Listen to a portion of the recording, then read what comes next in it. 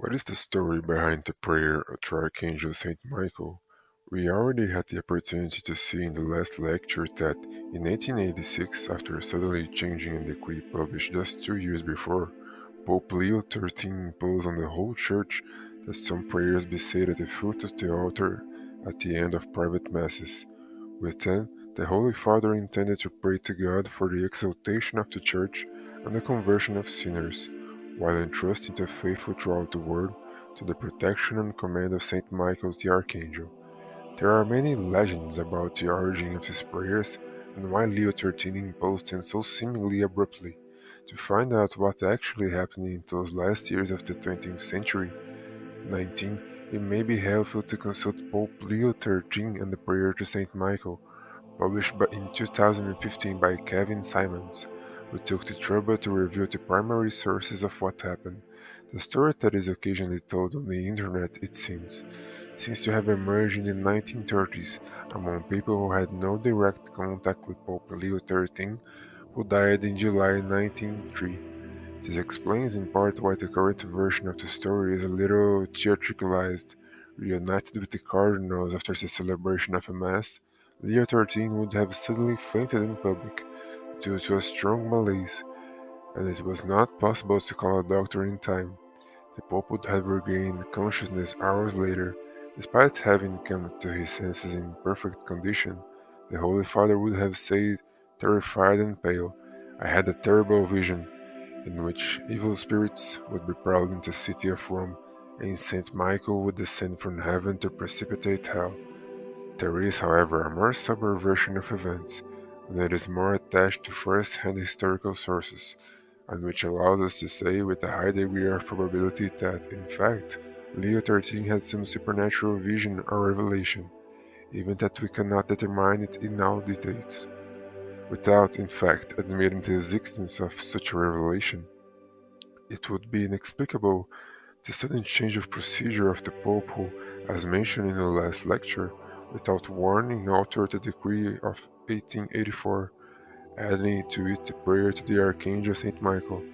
This new version of history is recorded by the then Cardinal Giovanni Battista Nassali Rocca di Corneliano, who in 1946, therefore 60 years after the second decree, stated in the Bollettino della Diocesi di Bologna to have had direct contact in the Roman Curia with the personal secretary of Leo XIII, Monsignor Rinaldo Angeli, with whom he would have made sure that Leo XIII actually had a vision of the infernal spirits, which gathered over the eternal city, and it was from his existence, this experience, which he confided to Monsignor, and certainly to others with due reservation, that came the prayer he wanted throughout the Church.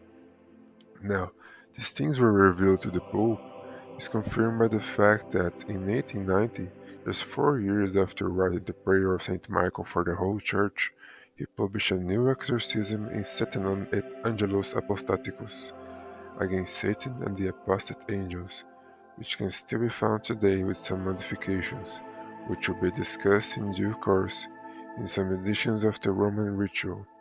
This exorcism, intended especially for bishops, but also for priests authorized by them, had the peculiarity of not being intended for the possessed, but for the whole Church, the world, the dioceses, and the city of Rome, while the relationship between the Pope's vision and St. Michael's prayers appears corroborated in Father Domenico Piccinino, who stated in 1947 in the magazine La Settimana del Clero, having heard a similar story from a person who, according to him, would have witnessed the facts.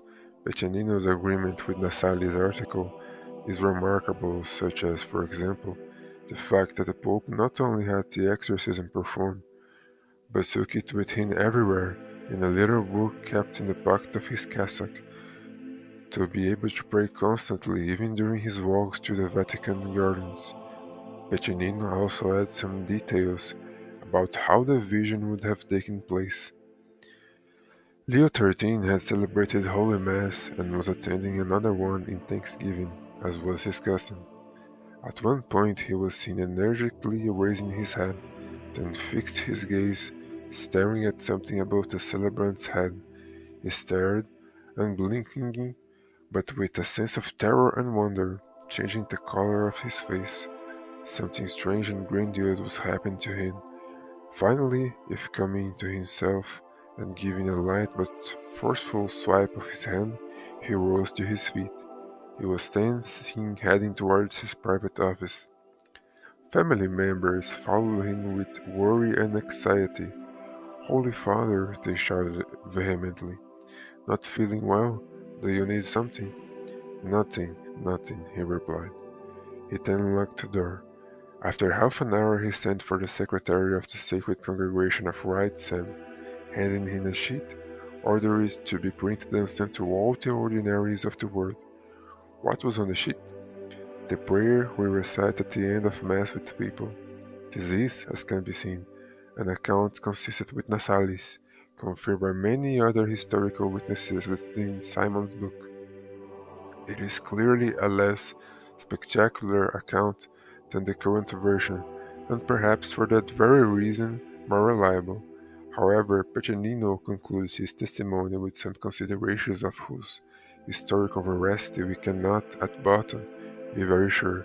They seem rather a re-elaboration that he himself made of events, not to distort them, but to capture their meaning. Deep and spiritual, he asks himself, after recording the vision and the composition of the prayer, what happened, and he answers for himself. This God had shown the vicar of his divine son Satan on earth, immediately adding, as of old Job in conversation with him. We do not know for sure if what Peccenino says in this passage corresponds to the substance of the historical account, or if, in fact, it is just a parallel that he believes he can establish between the situation in which the church found itself when Leo had his vision and the story of Job. This writes Father Peccenino. Satan boasted that he had already devastated the church on a large scale. Indeed, those were very difficult times for the church in Italy, in many nations of Europe, and a little throughout the world. Freemasonry dominated and governments became docile instruments to it. With an air of bravado, Satan launched a challenge to God. If you would give me a little more freedom, you would see what I would do to your church.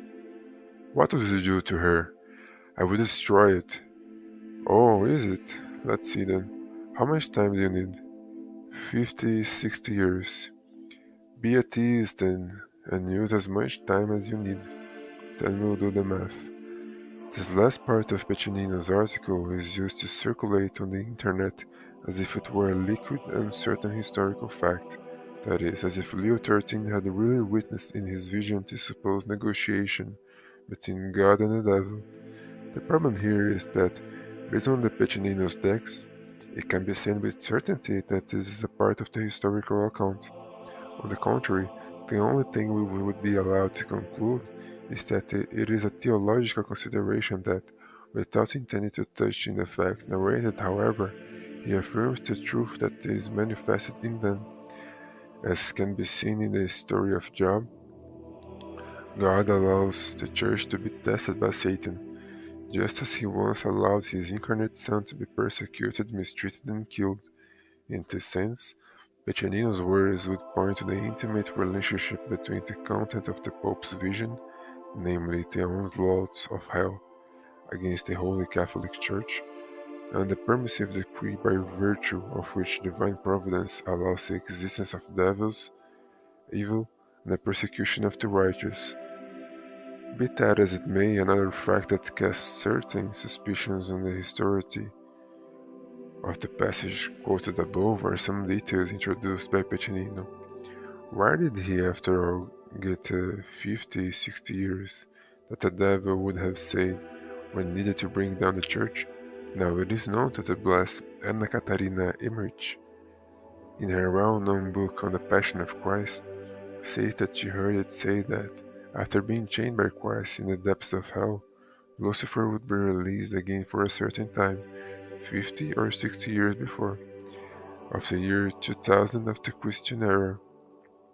Would therefore her father Peccenino, read the private revelations of blessed image, we cannot say with certainty, but nothing prevents at first that he had read them or at least had some knowledge of them. Influenced by such ideas, he could have projected, more or less consciously, in his personal reflections on Leo XIII's vision, some elements of Anna Catarina's book. This, however, is grounds for speculation that is difficult to prove and which is not worth dwelling on here. In the next class, we will begin to see in detail the content of the prayer to the Archangel Saint Michael.